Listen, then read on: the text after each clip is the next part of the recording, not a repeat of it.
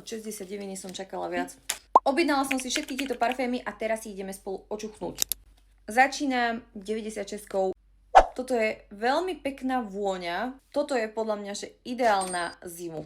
Toto je presne taká pekná, nenásilná voňavka, ktorá proste vám vôjde do nosa a že máme 69, čo určite zaujíma každého chlapa, že jak to bude voňať.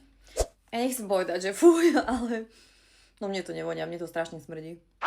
Ak toto budete mať, tak mi pravdepodobne budete smrdieť. Táto voňavka, ak poznáte voňavku Black Opium, tak toto je proste kópia Black Opium, ale by som povedala menej násilná, viac taká kvetinková.